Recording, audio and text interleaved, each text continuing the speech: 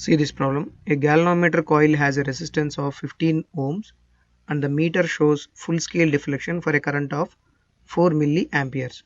How will you convert the meter into an ammeter of range 0 to 6 amperes? Our motive is, so there is a galvanometer, so which is showing a deflection with a maximum current. Assume that it is small I. It has internal resistance capital G. So our motive is to convert this galvanometer into ammeter. So how to convert is the motive of the problem. Now investigate the quantities. Internal resistance of the galvanometer G is equal to 15 ohm and maximum current deflection that can be shown by this galvanometer I is equal to 4 milliamperes, that is equal to 4 into 10 to the power of minus 3 amperes. And after converting to an ammeter, this ammeter should show a current range of 0 to 6 amperes. So the maximum current that can be passed through this ammeter is I is equal to 6 amperes. Now come to the resolving part. So I have a galvanometer. If we want to convert the galvanometer into a ammeter, we need to connect a shunt resistance, that is a small resistance, in parallel with this galvanometer.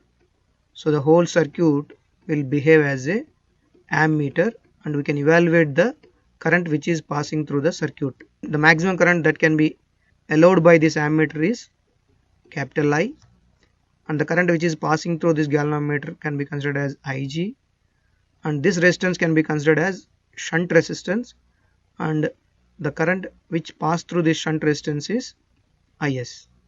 Now I'll get the expression for the shunt resistance.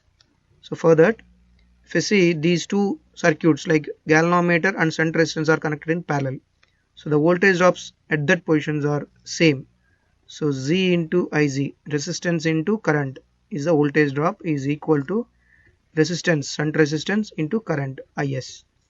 So we need to find out S. So S is equal to Z into Iz by Is. But according to the Kirchhoff's law, the currents which are coming inside is equal to the sum of currents which are going outside. So from this I can write I is equal to Ig plus Is. If I need Is, it is I minus Ig, that is equal to Z into Iz by I minus Ig. S is equal to G is 15 ohms into Ig is 4 milliampere, so 4 into 10 to the power of minus 3 divided by I is 6 minus 4 into 10 to the power of minus 3, that is equal to 15 fours are 60 into 10 to the power of minus 3 divided by 6 minus 0.004, that is equal to 60. I'll bring this 10 to the power of minus 3 to downwards, so here you will get 5.996 into 10 to the power of 3, that is equal to 60 divided by 5996, that is equal to 60 divided by 5996, so you will get 0.01. So 0.01 ohms or 10 milli ohms. So if you connect this 10 milli ohms resistance in parallel with this galvanometer, the whole circuit will behave as an ammeter.